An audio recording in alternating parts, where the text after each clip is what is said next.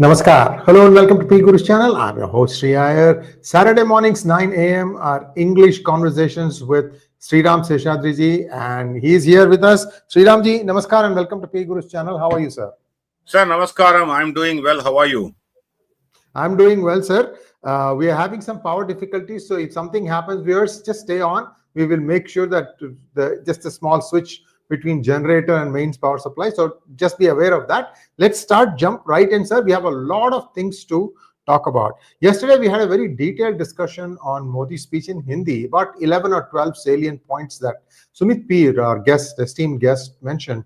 I would like your take on it, because one big thing that might happen is that two of the GST slabs might go away. So maybe I'll start from there, because you know GST well, like the back of your hand. So you decide, sir, which way you would like to take the decoding of Modi's speech, and we can go from there. Here we go. Yeah, I'm going to, Namaskaram viewers, I'm going to take what Modi spoke yesterday. Sir, before we start, a happy Janmashtami to all of you. I'm sorry, I forgot to mention that. Over to you, sir. And happy Janmashtami to all the viewers. Sir, I want to dissect Modi's speech into two or three, groups or context. Number one, definitely, what is in it for Indians in India? Then, what is the message that he has given to outside world, including US and Pakistan and all our neighbors? Then, what is the inside out view? What is the message that he is giving to the business people, especially for the economy?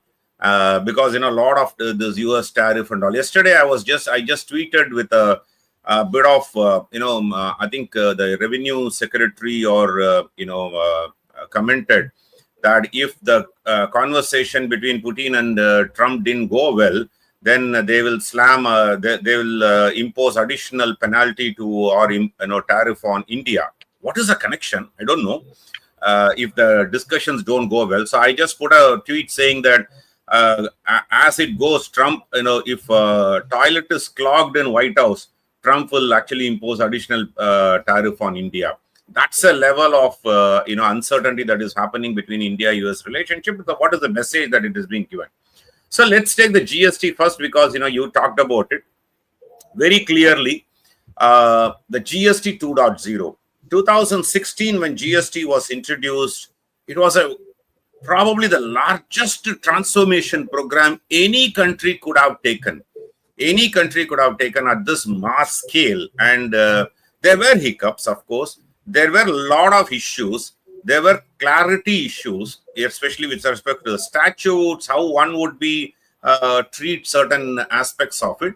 And everybody talked about, look at Singapore, they have only one rate. Look at UK, they have only one rate. Why should we have multiple rates? In fact, this country, India, needed multiple rates, because you cannot charge Mercedes-Benz the same GST and some of the food items also the same GST. And they said, okay, the rich people who are buying gold get only 3%, whereas a poor person who's buying a napkin gets about 18%. Of course, napkin is exempt. That's a different story. Or there are certain sections of napkins are exempt from GST. But they don't understand the high value item, and even the poor buy this gold and diamond. The high value items, even a small 1 gram costs about today 5,000 plus rupees. So naturally, it cannot have the same 18% and then make it a dearer for any consumers. So there needed to be a progressive rates that is needed. Is he going to abolish everything and then bring it to one single rate? Probably not. But the rate rationalization has been happening for quite some time, and maybe do away with one or two rates. There is a 3% for gold and diamonds, etc. 0. I'm not going to say that any product is exempt. Every product is taxable, but at a 0 rate or certain percentage.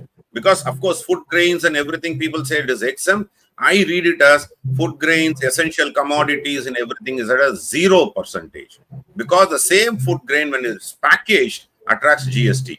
So a rice, when it is packaged, attracts GST. So rice without a package, branded package, is at 0%. It is not exempt. So they are going to continue to have that. The second is the 5 and 12, 18, 28%. I do not think the 28% will be done away with. I think the high cost items will still be at 28%, or if it is brought to 18%, then there is going to be a cess that will equate. But to a major extent, the 28%, most of the product would be rationalized.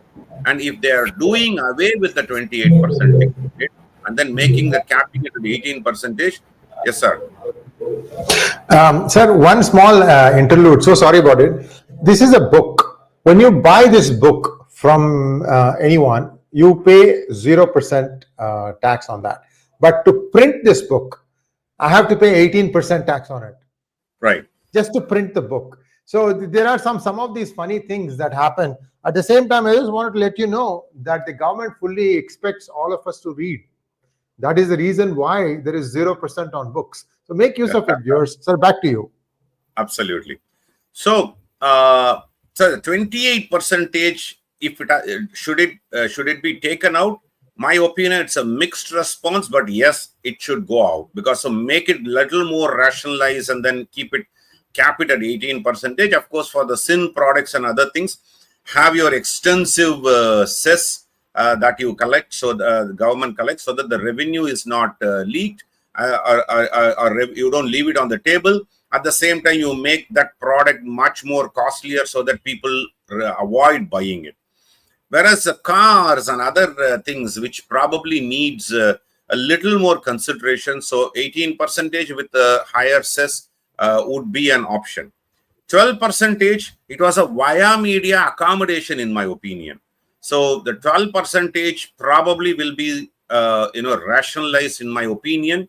But more importantly, every time when we talk about it, we talk about only the GST as a rate, Sriram. But no, what the big rationalization would come in of how ease of doing business, and then how does one make it much more easier and less complex. I think that's where the GST will probably have a sweeping changes, in my opinion. There are a lot of talks that is already happening. Rates is one of the very, very few things that I would be worried with. There are a lot of things that needs to be changed in GST. When we actually subsumed 17 taxes across the country, then to make it into a single framework, that itself has a huge change management and transformation. And then now any changes to that is going to be much more easier, but it has to be less complex. Even a common person should be able to adapt to it. So I think that is where the radical changes should come. Hopefully, if liquor and petrol, diesel, fuel also is brought under, I think that would be the huge change. I don't think that would happen so soon, because they have not started discussing about it in the GST Council. So I don't think, at least a timeline, if they give that, as part of the GST 2.0, by next 6 months, they will bring all the fuel under GST, then it would be an enormous change. But more importantly, I think the structural changes in the way the indirect taxes function, I think that is where I would be more interested. So that is with respect to GST. Then the second big thing that, what they are talking about is Atmanirbhar arms, indigenous weapons. Actually, there is already a discussion here. I want to tell the viewers that currently they divide our defense spend into 1/3, 1/3, 1/3. That's a aim that they want to achieve in 2026 and then 2029. Two goals that Government of India is contemplating. Number one, 1/3, limit your import of defense equipment to 1/3 of the defense spend. The 2/3 should be done or made in India. Out of that, another 1/3 is designed and developed and manufactured in India. Another 1/3 is designed by someone else outside, but developed and manufactured in India. Say, for example, when we talk about BrahMos or Sukhoi, the design is by Russia, whereas the manufacturing happens in India. So that's a portion of it. But more importantly, what India is trying to do is they are talking to Lockheed Martin, they are talking to Boeing, they are talking to various arms manufacturers. Come here, design it in India, develop it in India, and manufacture it in India. We will buy it, we will also export. So that is the target that they are having. So by about 2029 and 30, India wants to achieve, remove that import as well, convert everything into Atmanirbhar defense needs. More importantly, the moment you do that, our defense export, we are targeting at least about 60% of our revenues or defense exports that we want to achieve by 2030. So that is a major policy shift, in my opinion. Then the ocean mission. So oil, today we are actually de-risked our energy crisis, not just by buying oil from Russia, but 40 different sources. But we have been developing near shore oil excavations and exploration. And recently near Andaman Sea, that we have struck a huge reserve of oil that ONGC would do it. But what they are trying to do is ONGC will actually go across the world and then try to explore along with, like what China is doing, what UK has been doing, what US has been doing. India also will do the exploration and secure our energy, not just and tomorrow if whether Trump comes or anybody else comes and then says don't buy this from here, I think we will be oil sufficient or we'll have it. So I think these are some of the things internally. A message to our neighbors, I think 2-3 message very clearly. Number one, water for India. It is clearly talking to Pakistan and also International Court of Justice in The Hague. They recently ruled saying that Indus Water Treaty cannot be suspended. India said, take a walk. You don't have any jurisdiction and I don't have to listen to you, right? So very clearly, Indian water is for India. Yes, sir, you wanted to intervene? No. I think that is a very important stand that India is taking, because I thought this was also bilateral, sir, between Pakistan and India. And there is no such bilateral things have to be resolved bilaterally. It cannot be done by somebody else. Exactly. So I think that's a good point, sir. Back to you. Yeah. So that message is to the international community, more so to Pakistan, more to India, Pakistan, and international community. India will decide what is right and good for India, period. We do not encourage anybody else to come and tell us what we should do, including the International Court of Justice in The Hague, where they are talking about, awarding it to Pakistan. Pakistan, for a brief moment, rejoiced it, and then so too some of the agents of Pakistan in India also rejoiced, saying that, hey, look, you had eggs on your face, but that's a clear one. New normal. Terrorists and backers are going to be hit alike. This is a message to India as well as to Pakistan and others. If your state-sponsored terrorists are going to be involved, we are going to treat it as a war against the country. More importantly, whoever is backing it, whether it is Pakistan, Bangladesh, China, or even people from India. See, when Operation Sindoor was happening, every defense analyst said India was facing a 3.5 front. The 0.5 comes from it within India. I think the very clear message on that. Then they're going to talk about army to decide time and place and target, everything on our terms. If anything happens, army will be given a free hand. Bigger message to international community is coming in 2 ways, especially to the Americas. The farmers first. See, US, one of the biggest standoff between India and US on the tariff or trade regime is with respect to access to American farm products, genetically modified seeds and genetically modified commodities, not just the seeds, but also genetically modified food grains and dairy products. India said no. We do not allow our own farmers to use genetically modified seeds. Why would I allow the third party or a country which manufactures in abundance using the genetically modified seeds and then allow that product to come into India and then, put my farmers at risk? So very, very clearly, India said very clearly that, farmers first.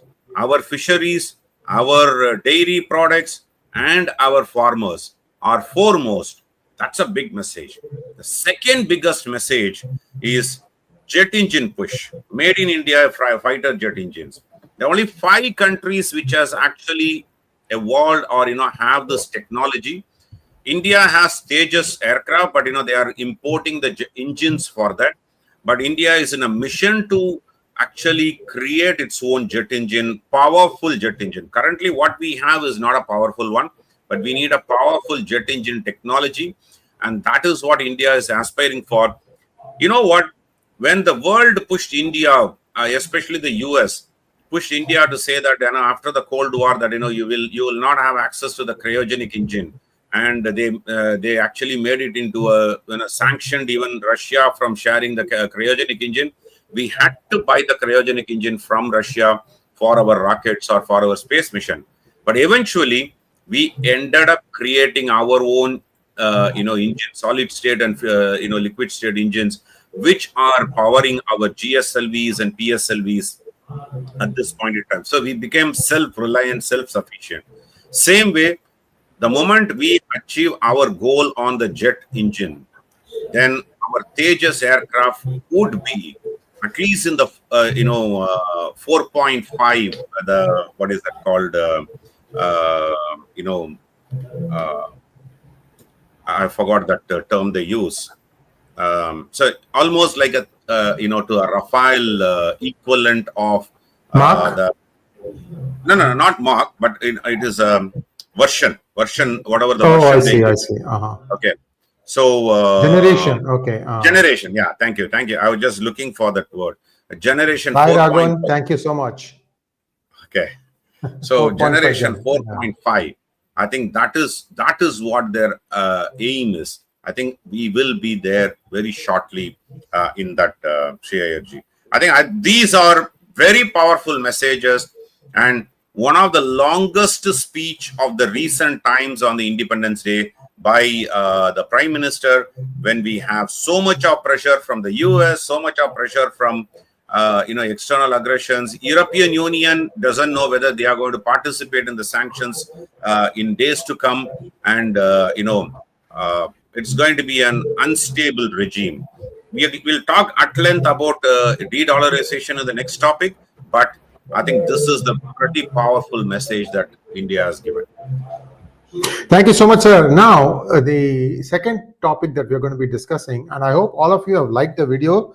I'm looking at the numbers. I'll let you know how many of you have liked it. I'd like to see the number of viewers equal to the number of likes at least, because actual viewers will be 2 to 3 times the number of real-time viewers. Some of you come in, some of you go out, some of you come back in. That sort of stuff happens. So as much as possible, please like these videos. Sriram Seshadri's time is precious. Like, for example, next week he's going to be traveling, so he won't have the program. And whenever I can get hold of his time, he's always obliging. So this Apex Court ruling in the SIR, Special Intensive Revision of Bihar rules, somewhere there is something that we can read between the lines, and I leave that to you, sir. What do you see? So when this SIR came, and then a lot of issues talked about 65 lakh voter names were removed, with about 22 lakhs or dead voters are in the list, and then 7.5 lakh duplicate voters or fake voters, and another 35 lakhs voters are migrated permanently, and hence from Bihar they removed it. It was a great battleground for EC to Election Commission to do this exercise. Let's first let people understand, does Election Commission have authority to decide the citizenship of our subjects? They don't. Election Commission is not the deciding authority on whether someone is a citizen or not, but they have a great fiduciary responsibility to allow only the citizens to vote in the elections conducted in India. This is a constitutional mandate given to Election Commission. So so whoever votes in this country must be a legal citizen of the country. So Election Commission, within that ambit, they are the custodian of who should vote. And that they derive this power from the constitution, saying that who should vote? Only the citizen of the country, legal citizens of the country should vote.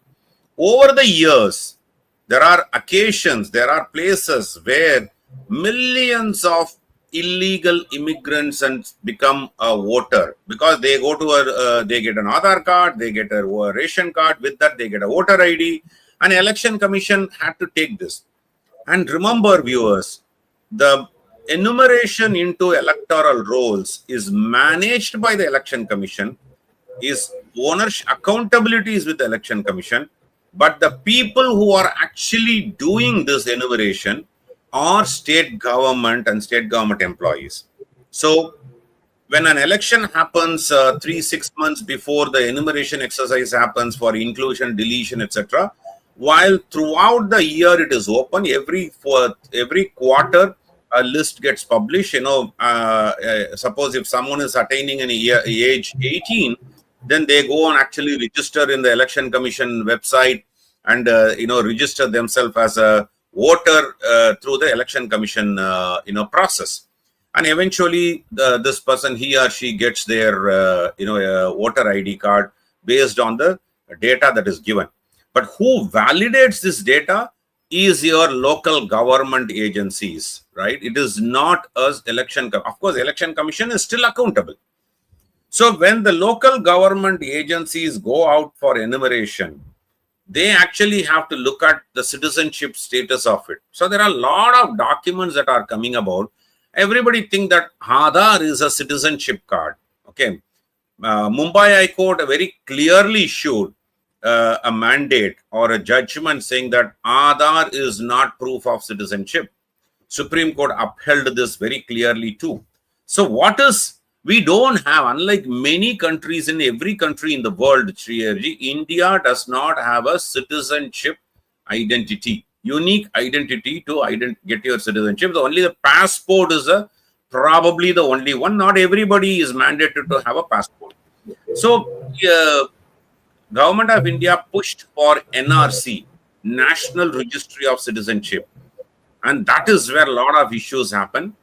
Today, through this SIR exercise, Election Commission actually using their powers are creating a quasi-national registry of citizenship. And Supreme Court has legitimized this. Our opposition think tanks and perverts, I want to use this word perverts very clearly because they wanted illegal immigrants to have a voter ID card so that they get benefited. Go to 24 Parganas districts in West Bengal, you would find more of Bangladeshi voters rather than Indian voting. Bihar, there are 7.5 lakh fake voters created. Tamil Nadu, there are so many voters that is created.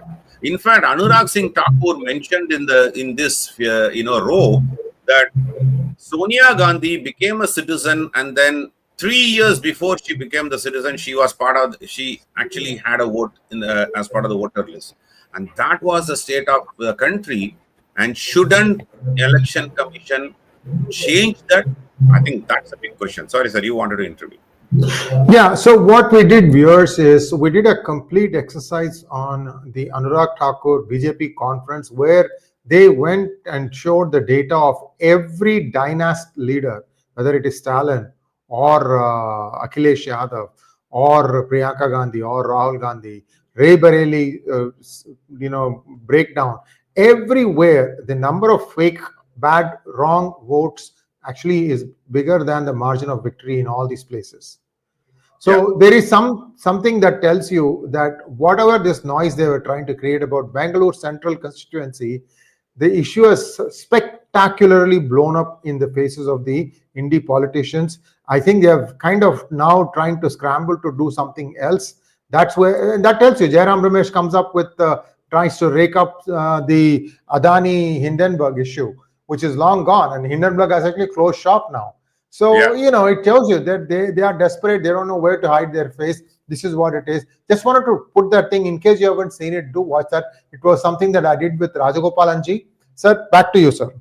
Yeah, thanks, Sriram, for that. So, what Supreme Court has done it. Okay, Supreme Court also has given a little bit of ammunition to all these India alliances, saying that put up this 65 lakh voters details, why they were removed on the website where they can go and search with their election commission identity number.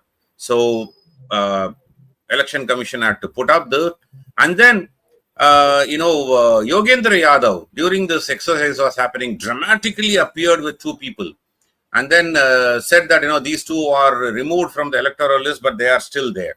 Okay, but the question is who needs to go out and then demand that, look, I have been excluded.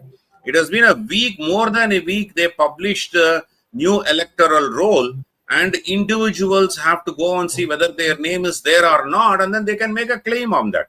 So what Supreme Court had said is allow people to come and apply for or challenge their removal with an Aadhaar card as a evidence, but they did not mandate. Supreme Court, please, I want to reiterate, Sriram, Supreme Court did not mandate Aadhaar card as an evidence of citizenship.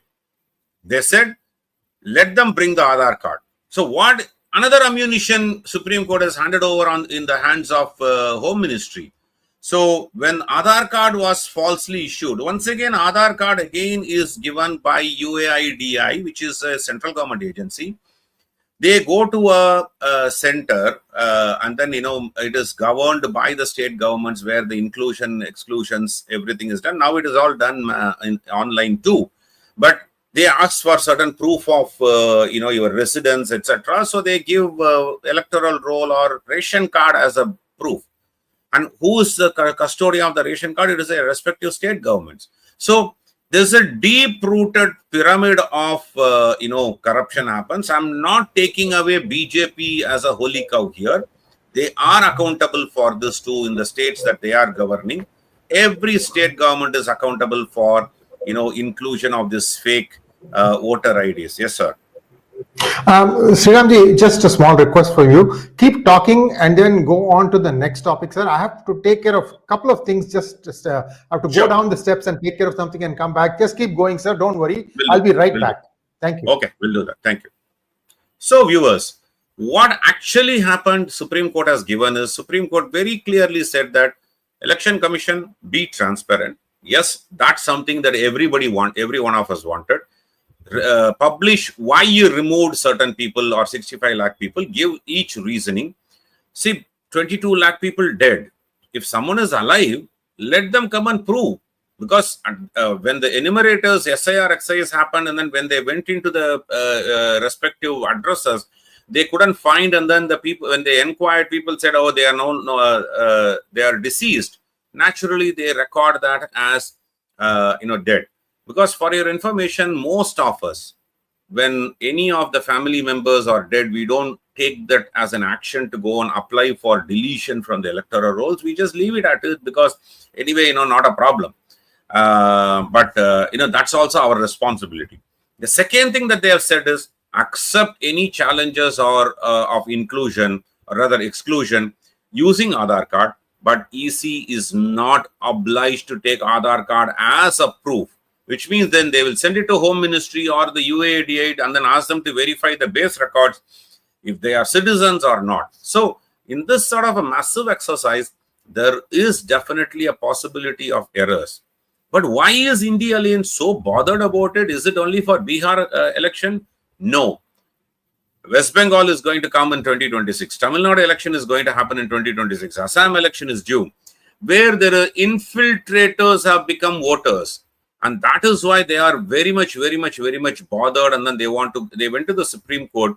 Honorable Supreme Court very clearly ruled Election Commission have the powers to determine who the voters should be as directed by the Constitution. So all the noise that Rahul Gandhi created a week before on Bangalore Central and everything is gone out of the way. So this is what Supreme Court has done, and I wanted our viewers to very clearly understand that, because the India Alliance is, claiming victory, saying that Election Commission is snubbed. Dear viewers, Election Commission is not snubbed. Of course, they have been told very clearly, if there is an injustice done as a mass removal of voters, Supreme Court is not going to sit idle. Fair enough. That's the right thing to do. That doesn't mean that they are given a flag. But through this exercise, Supreme Court has legitimized a National Registry for Citizenship, NRC, and Election Commission voter list becomes a base for that NRC. I think that is where indirectly government has achieved their NRC objectives by SIR as a practice. I think the India Alliance opposition is walked into the trap by going to the Supreme Court, and Supreme Court judgment is final. It becomes tomorrow, if anything that happens, Supreme Court judgment is there for Election Commission to stand up for, and then government to stand up for, to say, here is the National Registry for Citizenship. And that is the base for that. I think this is a very clear, strategy, whether it is defined by government or not, but Supreme Court has very clearly legitimized NRC through SIR of Election Commission. I think that's a very strong message that I wanted to share with the viewers. The last topic that I wanted to talk about, or with respect to, once again, it is a geopolitics. Trump tariff. Is it going to impact India? Last week, I talked about it at length, and then, even in other channels, I talked about it. I talked about it about 3 months is where this handoffs or, this, is going to be happening. I think by about 3 months' time, everything would rationalize. The tariff would, tariff was there between at 3 to 17% where the tariff before. Everything was normalized to make it into a 25% tariff. And then the penalty of buying Russian oil was 25%. All these things are probably buying a Russian oil is only an excuse, but it's a Trump's own image booster is what he's trying to play a domestic politics with that. Is Indian economy going to get affected? Probably yes, to a 0.1% on the GDP impact it would have, definitely, because the export to US accounts for about 0.25%, but we can find alternate market or adjustments very quickly, and maximum impact would be on 0.1%. And then how is India countering that growth projectile? That is where a silent, probably I would say, a notification through RBI. It's not a major announcement. It is not an Independence Day speech, but a silent announcement that what RBI said is, previously we used to, I'm going to just give certain data on that. The Reserve Bank of India previously said that, you can have a Nostro account. Nostro account is nothing, sorry, Vostro account, not Vostro. Vostro account is nothing but, a foreign government can open up a account in Indian bank. I think the designated banks, there were very few designated banks that they had to open up a Vostro account to do a rupee trading or the local currency trading. For example, when India was buying oil from Russia, initial days of Ukraine war, it was through Vostro account where we actually pay it in Indian rupees. So Russian bank would open up a Vostro account with Indian bank in India, for example, State Bank of India. and which would be approved by Reserve Bank of India. It has to go through an approval process. There's a long drawn process for that. Once that is approved, then any payment that we need to make, it will be made in Indian rupees. Likewise, it is when Russia buys, say for example, food grain from India, they will adjust this Indian rupee, and then any balance RBI would actually eventually give that in their local currency, like for example Russian ruble. I think this is the combination for the Vostro account. So now what happened is RBI has made this into a, number one, they allowed nearly 32 banks that can be, the Vostro account can be open. Major policy shift is, for opening up a Vostro account, there is no RBI approval required. So directly one can go to the bank and then quickly get the Vostro account open. So what is India has done, and to maintain the rupee volatility, in the last 1 month, RBI has actually offloaded $5 billion worth of their foreign exchange into the market. So the demand and supply are matched, so that Indian rupee volatility was not very high. Of course, it is valued slightly more, but not very high. So these three actions, allowing Vostro account to be opened in multiple banks rather than restricted banks, removing the approval process, and by intervening in the foreign exchange market by offloading nearly $5 billion, what RBI silently has done is it has created a very clear message to several 32 odd countries or something like that, message to them saying that you can trade with us in Indian rupee. Last minute, one more last bit of information, Sriram, before you come in. And they have very clearly made this possible. And September, Federal Reserve is probably going to lower the interest rate, federal rate in the US, because the US economy inflation is significantly higher, and then stagflation is happening. So they need to give more money in the hands of the public, etc. So the rates are going to be lowered. When that happens, foreign direct investments or foreign institutional investors will pump money out of US, and then where does it go to? Stock markets in India and other Asian countries. So the $5 billion reserve that we offloaded will come back in the next 2 months' time. So it's a significant game that India is playing to take the de-dollarization. So BRIC currency is one way a de-dollarization could happen, but the much more indigenous way that it is going to impact Indian economy, de-dollarization, through this Vostro account. Yes, sir, you wanted to intervene. Thank you so much. So viewers, a birdie came and told me a few things. I'm going to share them here. But ultimately, when you hear the news that Saudi Arabia and UAE will accept rupees for their oil, then you will know that what I'm saying today was indeed true. So this is what my sources tell me, sir, and I'm not going to name them, but they're very reliable. Sriramji, supposing some country wants to sell, oil to India, and the normal thing that used to happen or continues to happen in most cases is the settlement is done in Houston in dollars. Right. Everything gets done in Houston. It gets underwritten. It gets insured. Everything all sewn up, and for that, Houston collects a small fee, which is why the petrodollar is so important, because for nothing they are getting collected, for not nothing, but for a very little effort they are collecting some overhead. Now what it has been tried is, for doing these transactions from start to end, right, it is supposed to take place within 72 hours. That is the industry norm for the whole world. In other words, the buy point to the actual settlement, when the seller starts sending the goods out by ship or something like that. Now, what happened was, with KSA and with UAE, the experiment to use the rupee was done. And what they found was it was not able to do it in 72 hours, presumably because of signatures required, approvals required here and there, and so on and so forth. Looks like this one step of RBI.